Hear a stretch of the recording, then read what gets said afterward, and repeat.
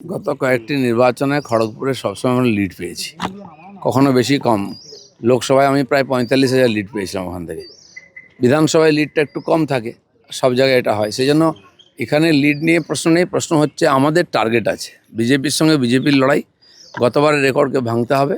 আমরা ঠিক করেছি, ওখানে কর্মীরা ঠিক করেছেন 1 লাখ ভোট আমরা খড়গপুরে পাবো। অনেক বিধায়কের পরিবর্তন হয়েছে, পার্টি ভাবছে, প্রত্যেকের সম্বন্ধে পার্টি ভাবছে, তারা রাস্তা বার করবেন কার সম্বন্ধে কাকে কোন কাজে লাগাবেন। গতবারে উনি ঘাটালে লোকসভায় দাঁড়িয়েছিলেন নিজের এলাকার বাইরে, তো পার্টি যদি ওনাকে একবার ঘাটালে ক্যান্ডিডেট করতে পারে, নিশ্চয়ই পার্টি ভাবছে প্রত্যেকের সম্বন্ধে। সেটা পার্টির যারা নেতা আছেন, যারা চিন্তাভাবনা, তারা ভাবেন। আমার পক্ষে তো বলা সম্ভব নয়। এটা সবার উদ্দেশ্যে একটাই বার্তা, পার্টির উপর ভরসা রাখুন। আজ আমাদের রাহুল দা কত বছর ধরে পার্টির কোনো পদে ছিলেন না, তিনিও একসময় ক্ষোভ দেখিয়েছেন। তার এত বছরের পার্টির সঙ্গে সম্পর্ক, পার্টি তাকে এত বড় সম্মান দিয়েছে, রাজ্যসভায় নিয়ে গেছে। বহু লোকের জীবনে এরকম ঘটনা ঘটেছে।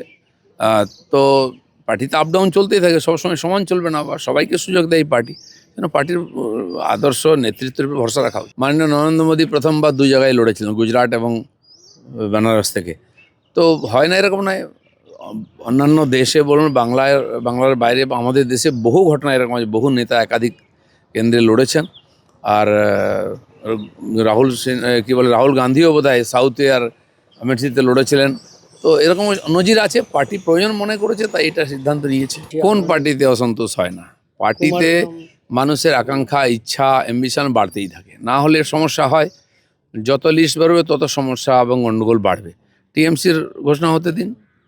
আপনারা হয়তো সিপিএমের গণ্ডগোল নেই, যেখানে কোনো সম্ভাবনা নেই সেখানে গণ্ডগোল করতে কে যাবে সময় নষ্ট করতে?